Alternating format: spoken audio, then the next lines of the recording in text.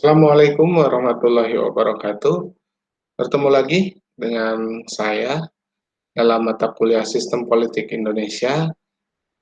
Kali ini kita akan membahas tentang lingkungan eksternal sistem politik Indonesia. Seperti yang sudah kita bahas di minggu yang lalu mengenai lingkungan internal sistem politik Indonesia, saat ini adalah kelanjutan dari materi yang kita sudah bahas di minggu yang lalu, yaitu tentang lingkungan eksternal. Nah, bila kemarin kita bahas lingkungan internal itu merupakan lingkungan yang ada di dalam bangsa dan negara Indonesia yang kita manfaatkan potensinya untuk memenuhi seluruh kebutuhan yang diperlukan bagi bangsa kita, maka lingkungan eksternal ini adalah justru eh, lingkungan-lingkungan yang ada di luar dari negara kita yang punya pengaruh atau andil sangat besar terhadap kelangsungan kehidupan bangsa Indonesia.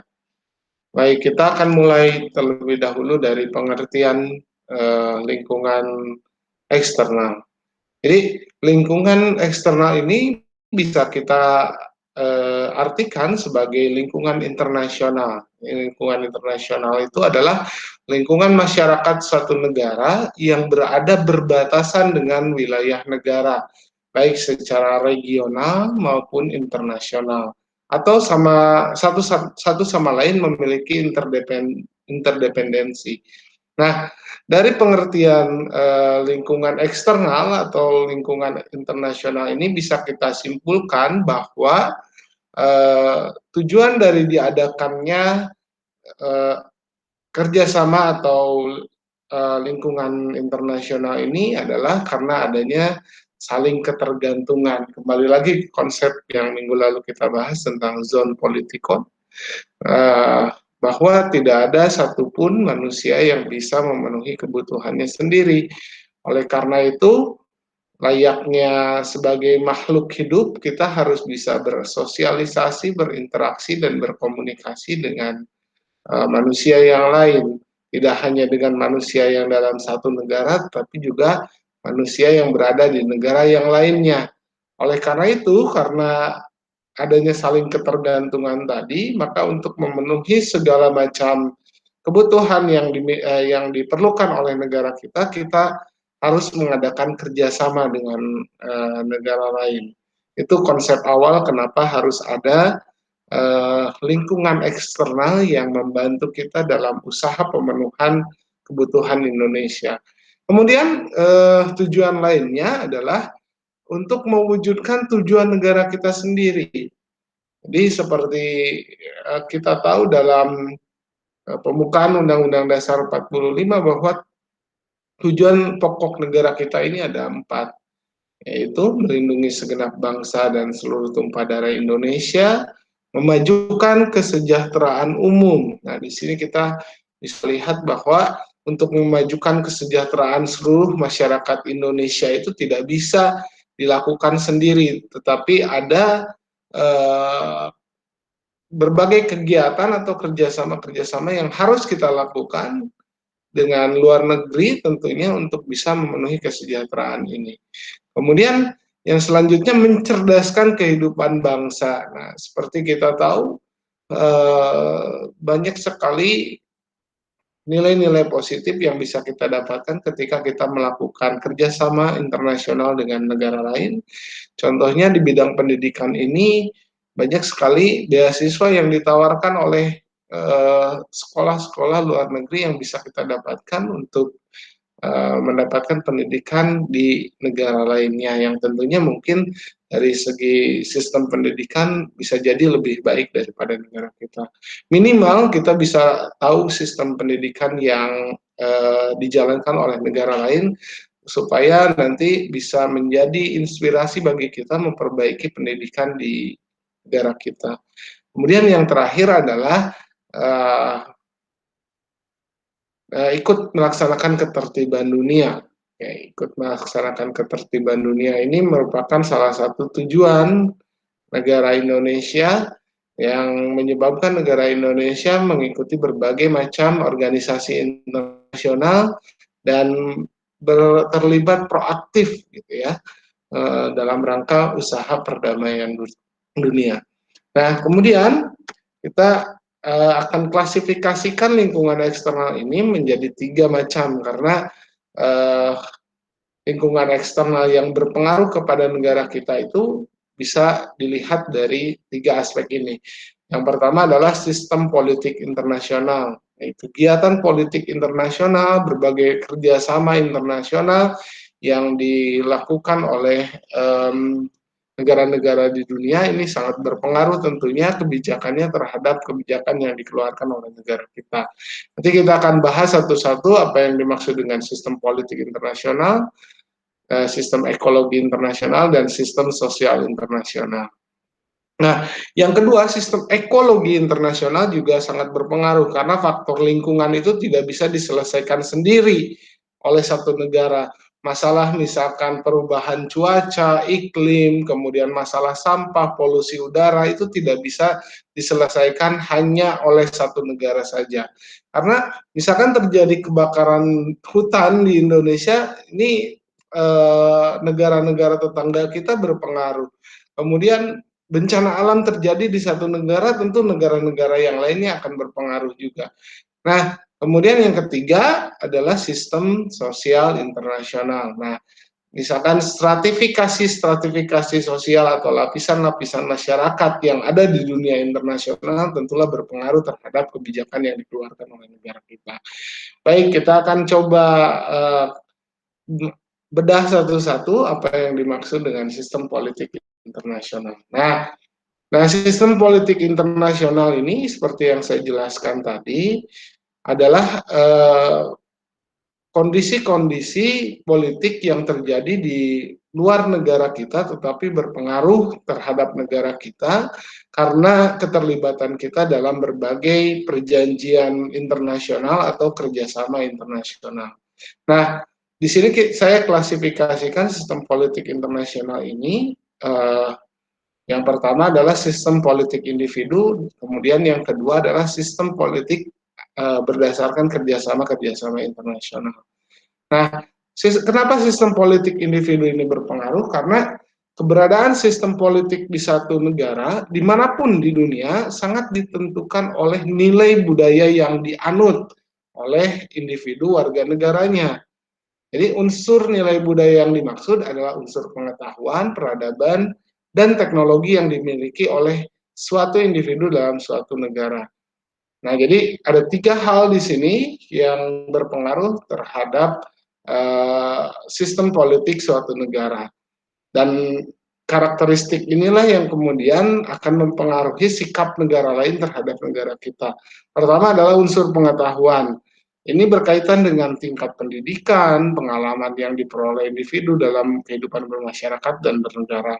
Kemudian yang kedua unsur peradaban, yaitu tata nilai, norma, etika, adat istiadat yang dianut dan berlaku dalam kehidupan bermasyarakat secara mayoritas yang berlangsung terus-menerus dalam tata pergaulan dan interaksi dalam masyarakat. Nah, kita tahu bahwa negara kita dikenal sebagai negara yang ramah. Nah, itu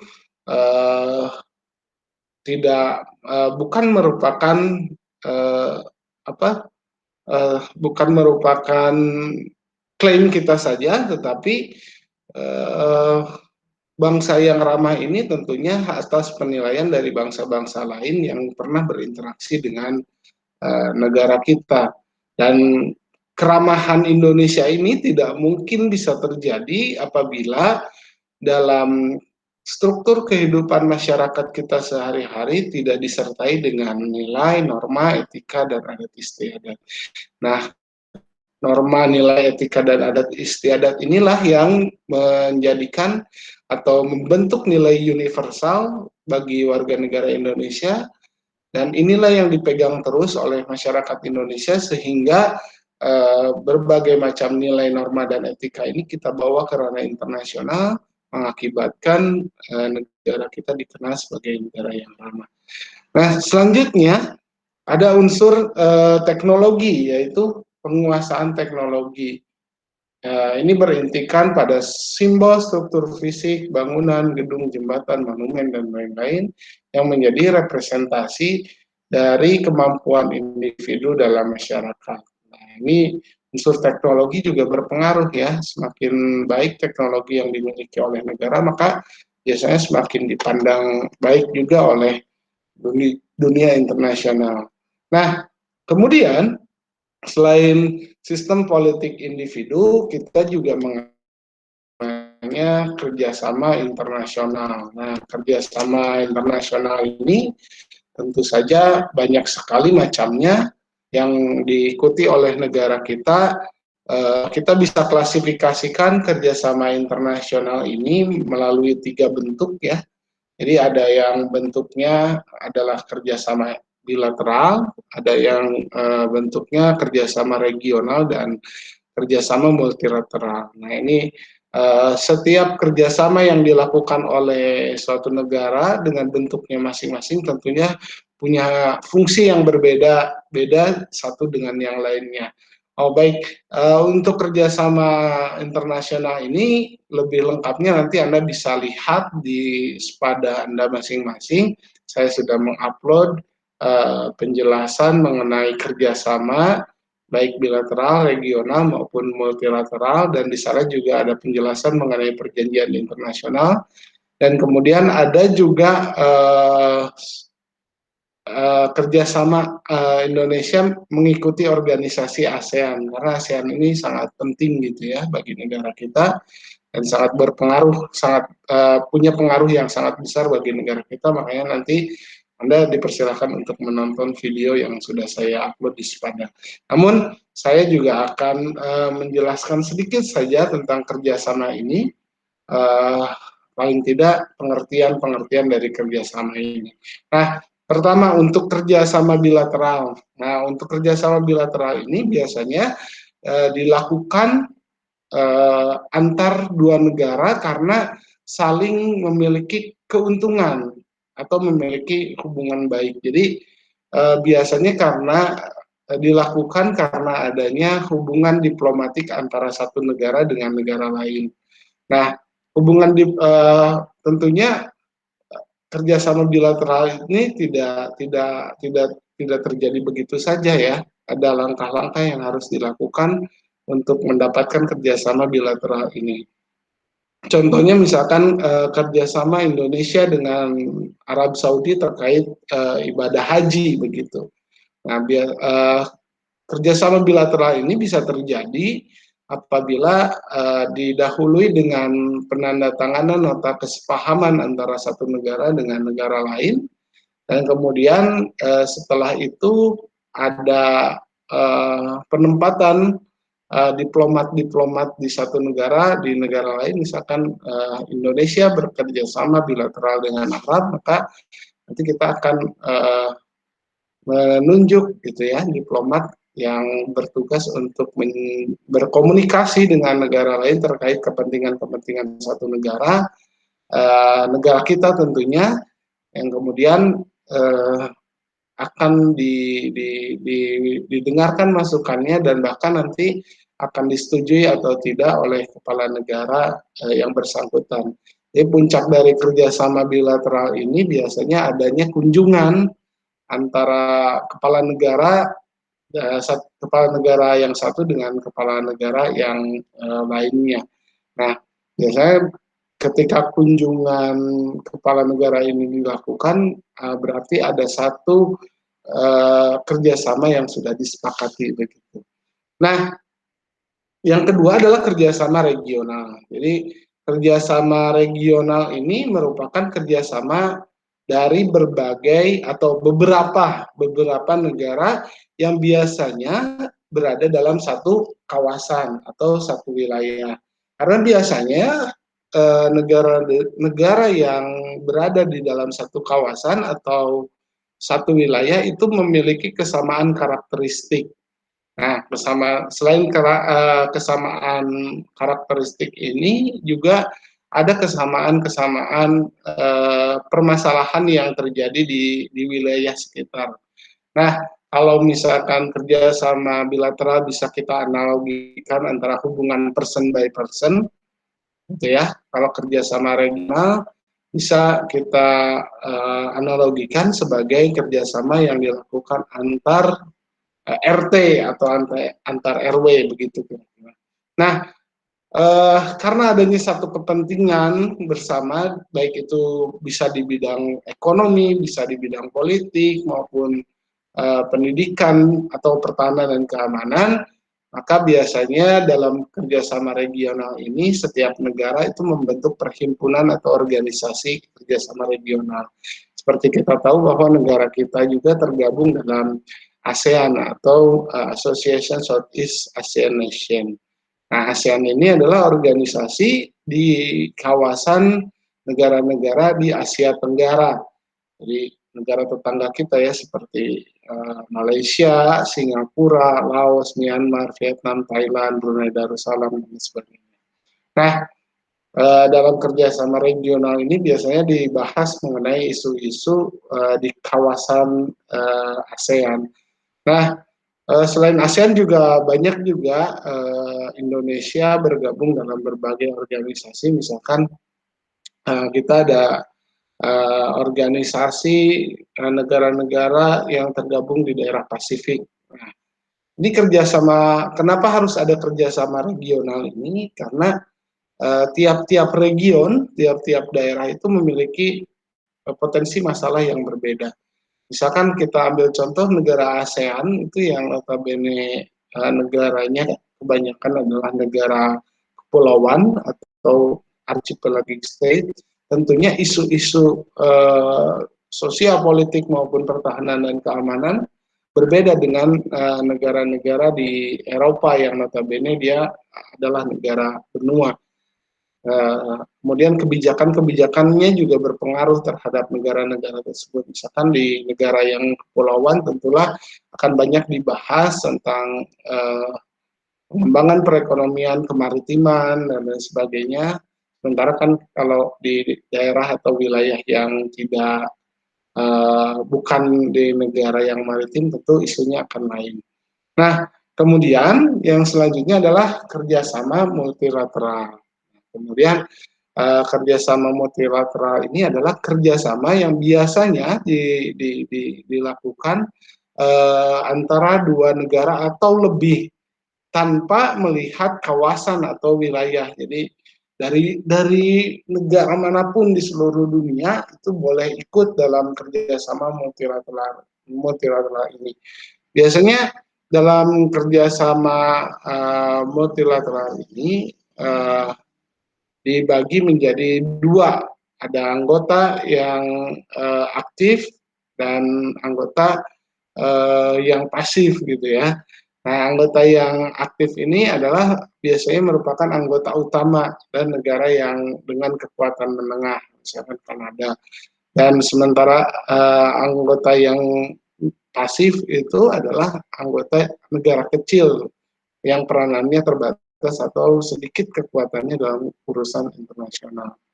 Nah, contoh dari kerjasama multilateral ini bisa kita ambil Perserikatan Bangsa-Bangsa atau United Nations yang merupakan penggabungan dari berbagai negara yang ada di seluruh dunia, dan isu-isunya yang dibahas ini adalah isu-isu global terkait berbagai macam permasalahan di negara-negara di dunia.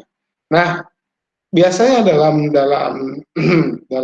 PBB ini ada berbagai macam kerjasama yang dibentuk oleh negara-negara tersebut. Biasanya dibagi menjadi per bidang.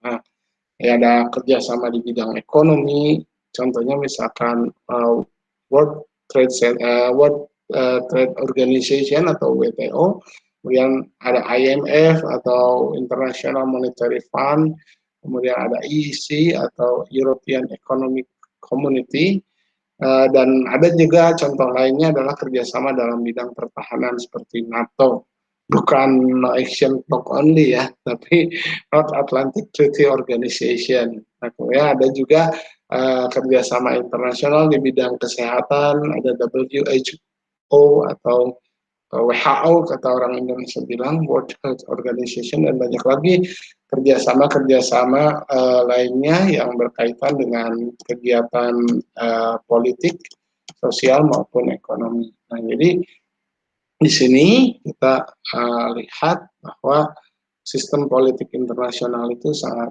berpengaruh terhadap kebijakan politik Indonesia. Nah, kemudian selain tadi kita bahas sistem politik yang sangat berpengaruh juga sistem ekologi internasional. Ekologi ini berkaitan dengan berbagai macam keanekaragaman makhluk hidup beserta lingkungannya. Nah, kita tahu bahwa wilayah Indonesia ini memiliki keanekaragaman makhluk hidup yang tinggi gitu ya, baik itu manusianya maupun flora dan fauna yang ada di Indonesia. Sehingga oleh beberapa pihak wilayah ekologi Indonesia itu disebut dengan istilah mega biodiversity atau keanekaragaman makhluk hidup yang tinggi.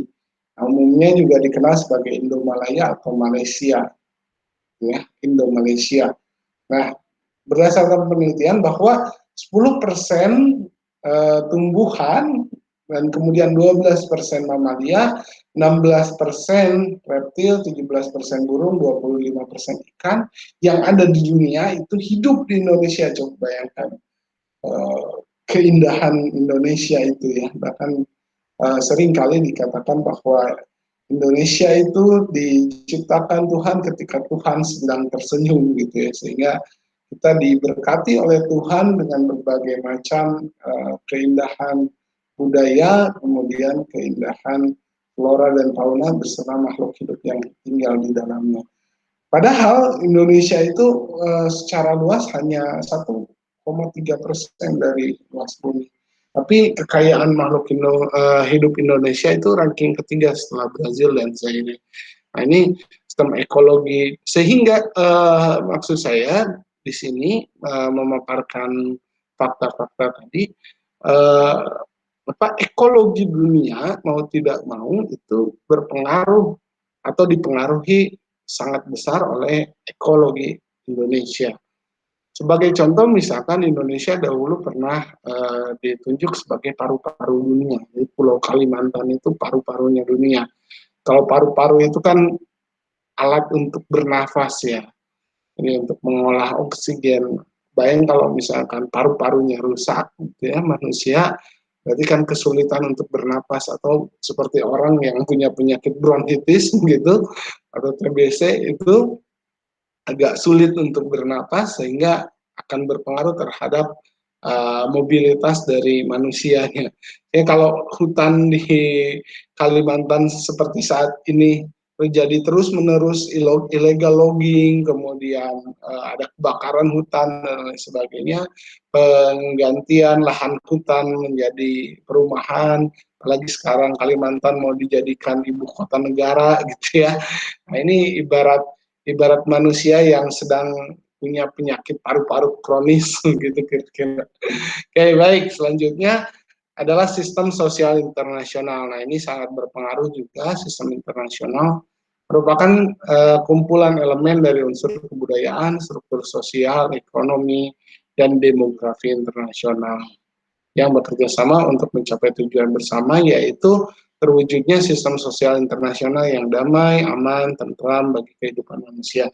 Nah, di sistem sosial internasional ini kita klasifikasikan menjadi menjadi tiga. Di sini ada kebudayaan internasional. Kebudayaan internasional itu meliputi pengetahuan, akal budi, elit istiadat, dan peradaban. Jadi inilah yang mempengaruhi sistem politik Indonesia, jadi kebudayaan internasional. Secara tidak langsung ya, pengetahuan internasional itu sangat berpengaruh terhadap kebijakan-kebijakan yang dikeluarkan oleh pemerintah kita. Perkembangan ilmu politik, kemudian ekonomi, terutama di bidang teknologi ini. Pengetahuan di bidang teknologi sangat berimplikasi sangat besar gitu ya terhadap kebijakan yang dikeluarkan oleh Indonesia. Seperti misalkan arah kebijakan pendidikan Indonesia. Kalau Anda sudah pernah baca itu yang dikeluarkan oleh Kemendikbud, sekarang itu kebijakan pendidikan itu diarahkan kepada penguasaan literasi digital. Nah, ini berarti kan teknologi dunia sudah mulai meningkat secara pesat dan harus kita sebagai warga negara harus mempersiapkan diri eh, apa dalam benturan teknologi tersebut. Nah, selanjutnya adat istiadat, terutama bahasa. Nah, ini bahasa juga sangat berpengaruh ya. Kita memakai bahasa internasional, bahasa Inggris, sehingga untuk bisa bersaing di dunia global mau tidak mau kita harus mempelajari bahasa yang biasa digunakan di dunia internasional. Karena kalau tidak mengerti apa yang mereka katakan akan sulit juga kita berkomunikasi. Dan yang ketiga adalah peradaban. Kebudayaan berhubungan dengan peradaban manusia gitu ya. Di sini kita lihat bahwa di dunia internasional ini peradaban terus maju gitu ya. Ini antara ketiga aspek ini sangat berkaitan bahwa pengetahuan, teknologi dan lain sebagainya itu sangat berpengaruh terhadap uh, kebudayaan internasional atau sistem politik internasional. Nah, selanjutnya adalah struktur sosial internasional. Nah, struktur sosial internasional ini berkaitan dengan uh, berkaitan dengan lapisan-lapisan sosial yang ada di dunia saat ini. Nah, struktur sosial ini sendiri bisa dibagi menjadi dua, ada yang berdasarkan ekonomi dan ada berdasarkan peradaban. Ini sehingga kita bisa lihat bahwa negara saat ini dibagi-bagi menjadi negara maju, berkembang, dan negara terbelakang. Atau secara sosial ada negara atau masyarakat elit, masyarakat menengah, dan masyarakat awam. Nah, ini juga berlaku di dunia ya, sehingga pergaulan di dunia internasional juga dipengaruhi oleh struktur sosial masyarakatnya. Nah, kemudian yang ketiga adalah sistem ekonomi internasional. Nah, sistem ekonomi internasional ini adalah kumpulan elemen atau unsur atau subsistem ekonomi yang ada dalam satu negara atau bangsa di seluruh dunia sebagai suatu sistem yang berlaku universal bagi seluruh negara di dunia. Nah, bentuk lembaga-lembaga sistem ekonomi internasional ini berupa organisasi ekonomi internasional antara lain seperti AFTA, kemudian APEC, NAFTA, Uni Eropa, dan WTO yang sudah kita bahas sebelumnya. Aktivitas lembaga ekonomi internasional ini melakukan hubungan perdagangan ekspor impor dan atas barang dan jasa yang dibutuhkan. Ini adalah faktor-faktor yang mempengaruhi kebijakan nasional, gitu ya, karena keterlibatan Indonesia dalam berbagai organisasi maupun kerjasama internasional. Nah, yang terakhir ini adalah sistem demografi internasional. Sistem kependudukan internasional juga sangat mempengaruhi, gitu ya. Bahkan di minggu yang lalu kita sudah bahas bahwa kita mempunyai bonus demografi dan lain sebagainya. Jadi faktor kependudukan itu merupakan faktor penting gitu ya bagi keberlangsungan sebuah negara. Karena negara dengan jumlah penduduk produktif yang besar itu sangat diperlukan guna mempercepat pertumbuhan negara atau mempercepat kemajuan sebuah negara. Tentunya usia produktif itu harus dibarengi dengan peningkatan sumber daya manusia yang baik. Demografi yang besar juga bukan hanya menjadikan bonus, tapi juga menjadikan ancaman bagi negara kita karena terlalu banyak penduduk juga sangat berpengaruh terhadap perekonomian suatu negara. Karena apabila perekonomiannya belum kuat, namun penduduknya banyak. Nah, ini sangat sulit untuk mensejahterakan masyarakat yang banyak gitu ya daripada masyarakat yang sedikit tentunya. Oleh karena itu dalam berbagai